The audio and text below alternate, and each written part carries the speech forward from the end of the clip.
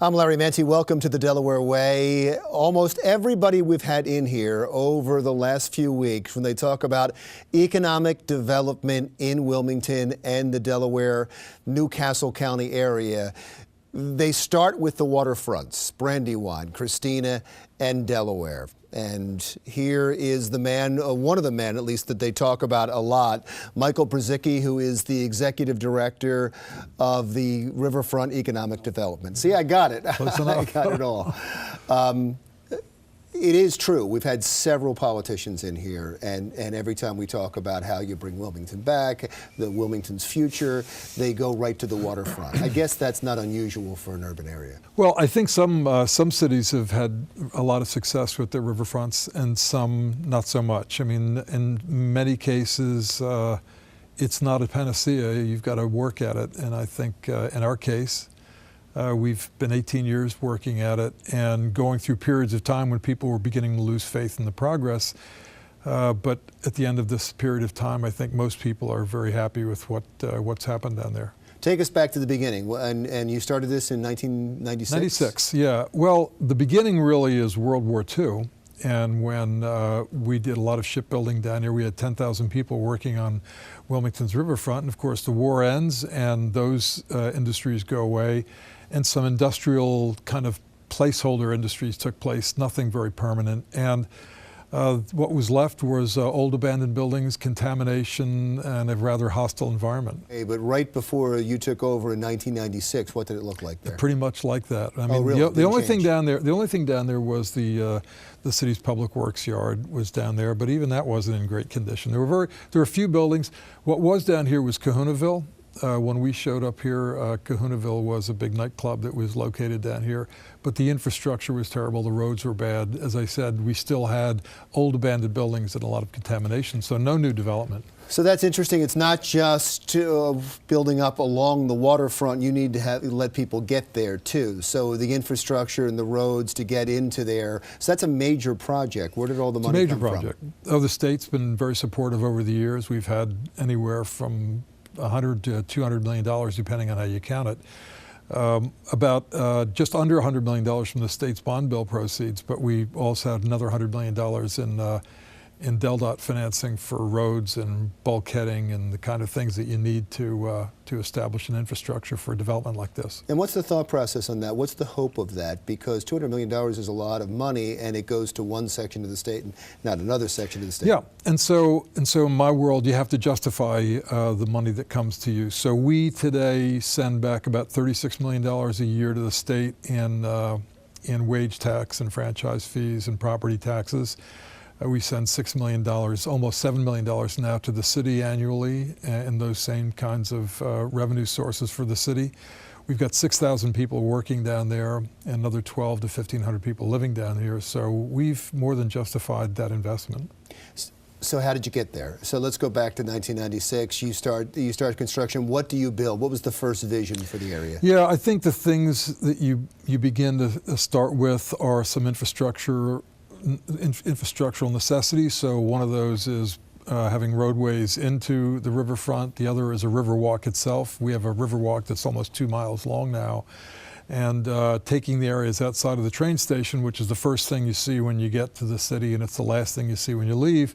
It was an old abandoned beat up parking lot with some pretty rough bulkheading. So we built the Tubman Garrett Riverfront Park there, which is a beautiful park, which is programmable, where we have a summer stage every year. So it's really just changed the way people perceive the city when they get to the city. So that was the first thing? That was among the very first things. The first project we did was the Amtrak Consolidated National Operations Center.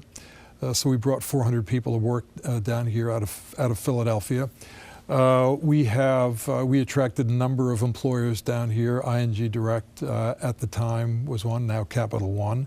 Barclays located down there, and AAA. So we've got 4 real strong employers down there. All those employees, numbering today, as I said, about 6,000 people, are all the people that support the restaurants. That would not have been there had this not happened? Good question. I think some of those jobs would have come to Delaware somewhere, but I think there's a great case to be many of them would not have come down here.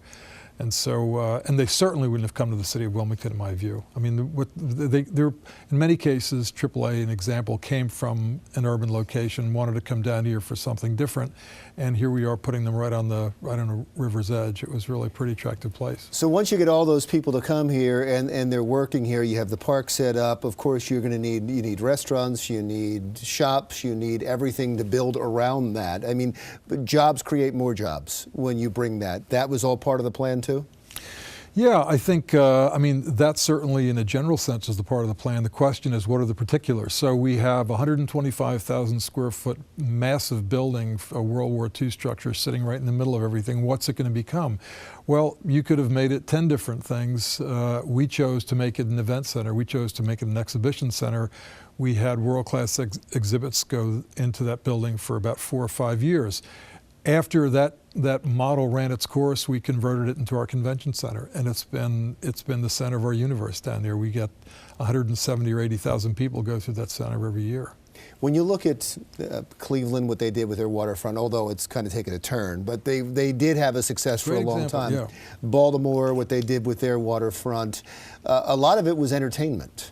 You know, you've talked mostly about jobs. Yeah, I think it's, you know, you've got to be true to yourself. So we have a city of 70,000 people. Those cities are million plus people in their urban center. So you can only, there's only so much you can do. So can we get entertainment? Yes, we can do entertainment, but we can't do the kind of entertainment that a lot of other places do. Big time entertainment is one thing, and I love that you're thinking like that. But I was talking about clubs and restaurants and. Well, we do. I mean, we've got them now. What I mean. We've got. I guess we're at 12 restaurants right now, and some of them have a clubbish atmosphere to them. So the Riverwalk is hopping on a summer evening, to be sure. We've got, you know, our decks are loaded with entertainment and people there.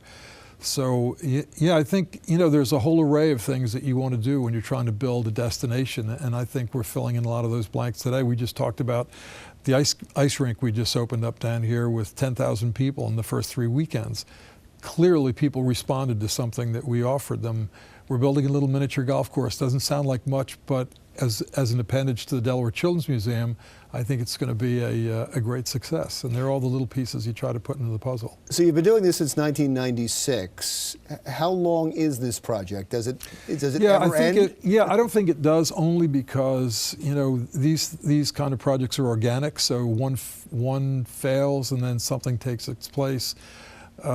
I think over the next 5 to 10 years, you're going to see that there will be fewer opportunities for new development. I do think that when a bridge gets constructed that will link both sides of the riverfront, both sides of the Christina River, you're going to see the east side of the river go through the same kind of process that we did. Right now, we've got Christina Landing over there and our big ShopRite food center. But we've got a lot of shoreline that needs to be developed, so that'll be for somebody else, I think, to worry about. What projects do you have working right now? Well, we have additional restaurant projects. I think we've really turned the corner on the residential side, where people really want to live down here, where when we build units, they get pre-rented. So I see a very hot market in residential development, and I think that will be our largest area of growth. We still have townhomes, condos. Yeah, townhomes and condominiums. I think not condominiums so much. I think that the model isn't as strong as it was, but apartment living is real popular down here. So we have young people coming down here, and it's a place where there are all those things that you talked about earlier, and young people really love it. And so we've got a lot of different, we've got the wildlife refuge down at the end of a 2-mile river walk. So we've got people running up and down the river walk. We've got a CrossFit. We've got a Planet Fitness. There are a lot of things that, you know, that you've really right outside your door that people can enjoy. So you have this amazing project. You've brought jobs in. You're bringing people to live now. You have an entertainment complex. Now, I would think the challenge would be keeping them and getting more people to come in and people to go to the entertainment. And you've got this problem of a PR problem that the city of Wilmington's having. And we'll talk much more about that when we come right back.